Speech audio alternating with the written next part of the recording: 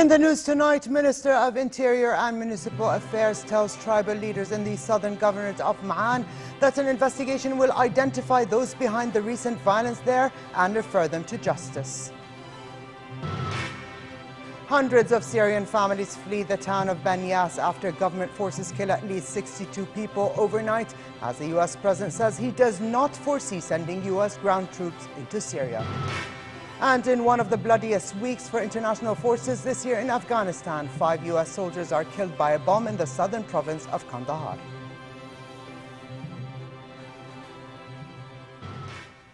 Good evening and welcome to a new edition of the news. Here are the details. Minister of Interior and Municipal Affairs Hussein al-Majali met with tribal leaders and notables of Al-Huwaitat tribes following the recent violence at Al-Hussein bin Talal University in Ma'an that left 4 people dead. Majali, who was accompanied by Director General of the Public Security Department, Lieutenant General Tawfiq Tawalbe, said Jordan enjoys security and stability despite the difficult circumstances that the region is witnessing. He said an investigation will identify those behind the recent violence and refer them to justice. The minister urged the local community leaders to help stop traffic disruption on the desert highway. Majali also met tribal leaders and notables of Ma'an who stressed the fairness of the Jordanian justice to uncover persons involved in the violence at the university campus. The tribal leaders said all necessary security measures should be taken promptly and enforce the law to ensure justice and equality for all.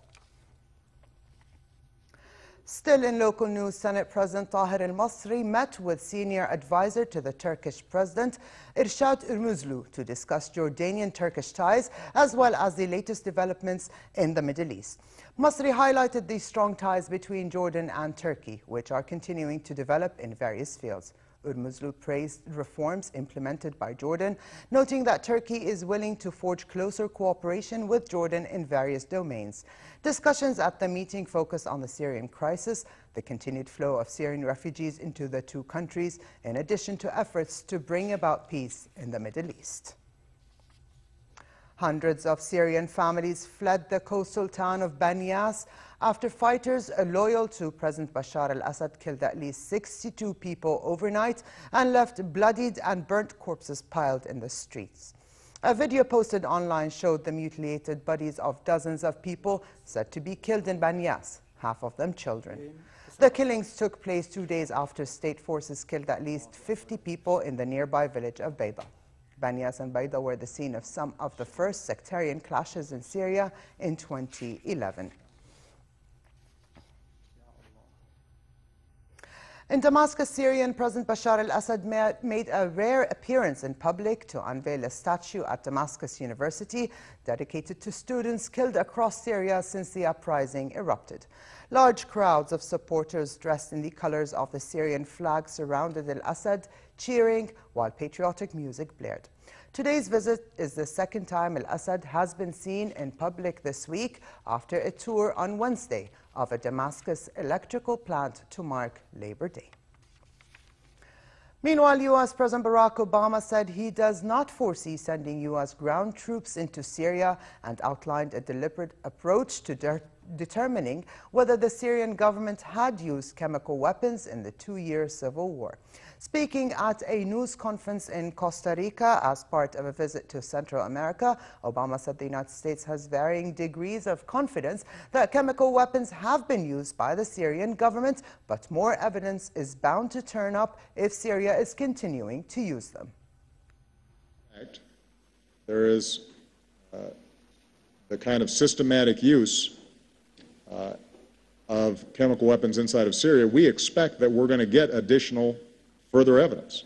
And at that point, absolutely, we will present that to the international community. He stressed, however, that he would not be pressured prematurely into a deeper intervention into Syria. A New York Times CBS News poll released last week found that 62% of Americans believe the U.S. has no responsibility to do something about the fighting between Assad's forces and anti-government rebels. We're going to make those decisions based on the best evidence and after careful consultation, because when we rush into things, when we leap before we look, then not only do we pay a price, but oftentimes we see unintended consequences on the ground. So it's important for us to do it right. And late yesterday, Israeli warplanes launched an airstrike targeting a shipment of missiles in Syria bound for Hezbollah fighters in neighboring Lebanon. Israeli officials said Israel had long made clear it is prepared to resort to force to prevent advanced Syrian weapons being handed over to Hezbollah. The attack, the second on a target in Syria in 4 months, took place after Israeli Prime Minister Benjamin Netanyahu's security cabinet approved it in a secret meeting Thursday night.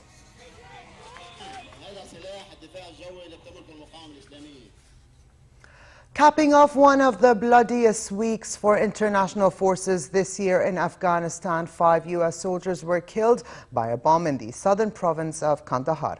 Kandahar authorities said the soldiers' vehicle struck an improvised explosive device in Maiwand district, which borders Helmand province to the west and is considered one of the most volatile of Kandahar's districts. The attack underscored the dangers faced by the NATO-led International Security Assistance Force, ISAF, even as they hand over much of the fighting to the Afghans before a planned departure next year. ISAF spokesman said this incident would not alter the long-term campaign in Afghanistan for ISAF. It was a very difficult week for us. Like I said, every soldier who dies here in Afghanistan is one too many. But again, this will not have an effect on our overall campaign. We stay committed and will stay committed in this country to support the Afghans also in the future. Meanwhile, Afghan President Hamid Karzai called on Taliban to fight Afghanistan's enemies in what was widely seen as a swipe against Pakistan.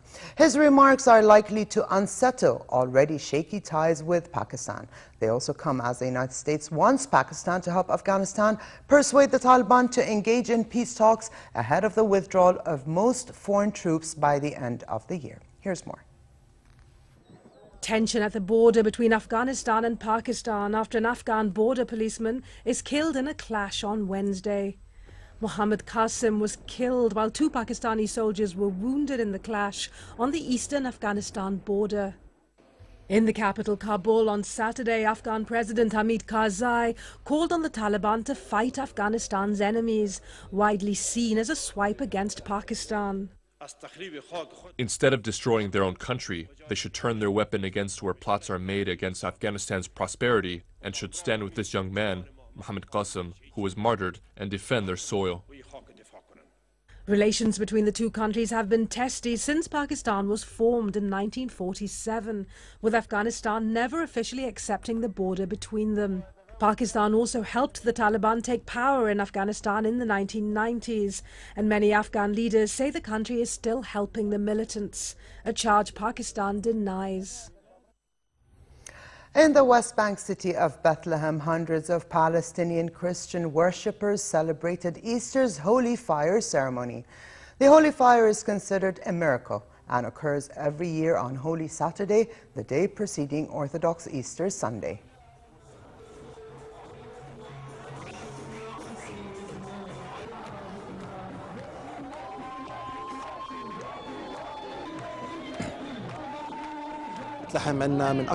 Today, in Bethlehem, we celebrate one of the biggest holidays, and all of the Western and Eastern denominations celebrate this day in many Palestinian cities.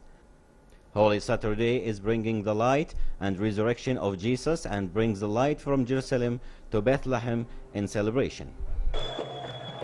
The Holy Fire torch arrived from Jerusalem, where earlier Greek Orthodox Patriarch Theophilos III entered the small tomb structure of Jesus at the Holy Sepulchre Church in the Old City.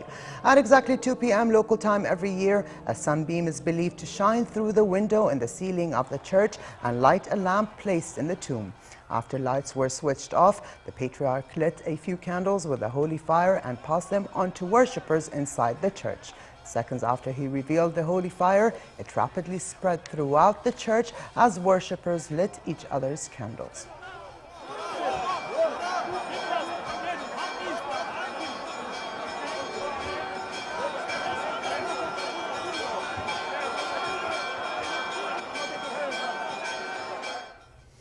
In Moscow and on the eve of Easter, hundreds of people gathered at the Yelkhova Cathedral to have their Easter cakes, the kulichi, and decorated eggs.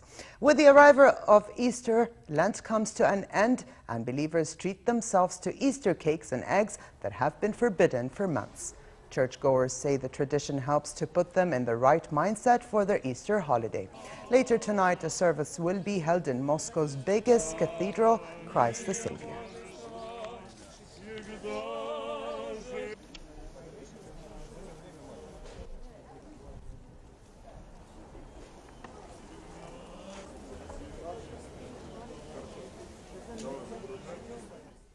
The solar-powered plane, the Solar Impulse, successfully completed an 18-hour journey from California to Arizona. It was on its first leg of an attempt to fly across the United States with no fuel but the sun's energy. The aircraft can climb gradually to about 8,500 meters and flies at an average pace of just 69 kilometers per hour. The project, which began in 2003 with a 10-year budget of $112 million, is intended to boost worldwide support for the adoption of clean energy technologies. The Solar Impulse is a test model for a more advanced aircraft the team plans to build to circumnavigate the globe in 2015. The plane made its first intercontinental flight from Spain to Morocco last June. Memories of Childhood is the theme of this year's International Sand Sculpting Competition that opened today on Fulong Beach in the city of Taipei. Each participating artist gets 10 days to create their piece of work. Since the sand sculpture contest's inauguration 6 years ago, the event has become a huge hit in Taiwan and has boosted tourism, art, and economic development in the area. Among the pieces created was one by a Dutch sand sculpture artist who worked with 3 others to recreate the scene of a traditional public market in Taiwan. The sand sculptures are made with local sand, and after the event ends, it gets leveled and returned to what it was before.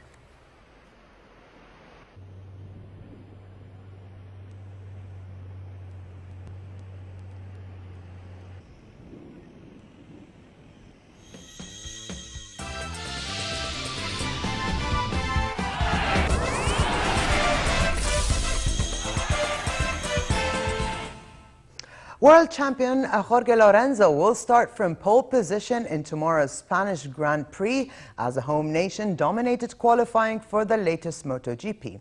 He will be joined on the front row by compatriots Dani Pedrosa and Marc Marquez. The Yamaha rider set a best time of 1 minute 38.67 seconds at the Jerez circuit yesterday. His job was made easier after Pedrosa, Marquez, Crutchlow of Britain and Rossi of Italy all suffered crashes during an incident-packed afternoon.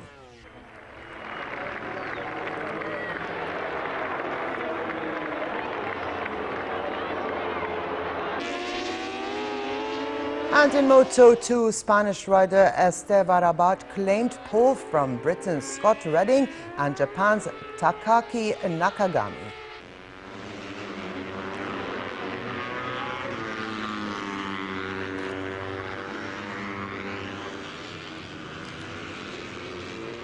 Meanwhile, Alex Rins headed an all-Spanish front row qualifying in pole position.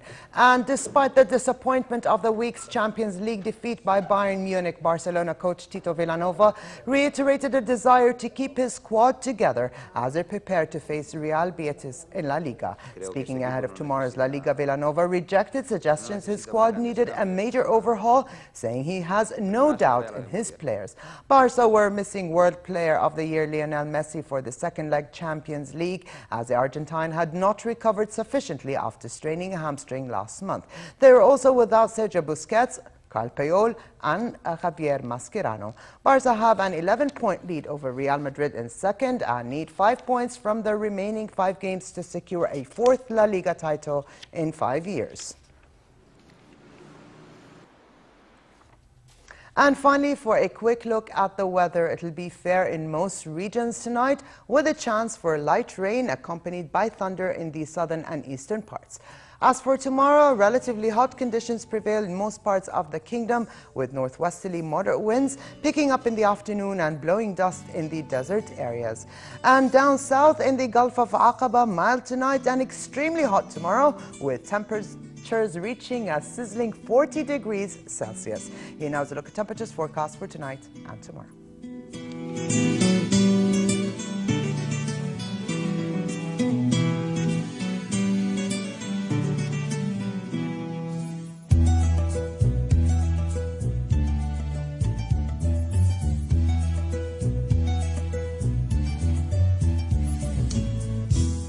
And to close, his reminder of the day's top stories.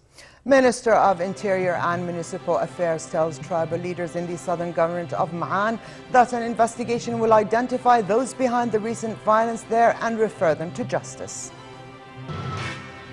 Hundreds of Syrian families flee the town of Banyas after government forces kill at least 62 people overnight, as the U.S. president says he does not foresee sending U.S. ground troops into Syria. And in one of the bloodiest weeks for international forces this year in Afghanistan, 5 U.S. soldiers are killed by a bomb in the southern province of Kandahar.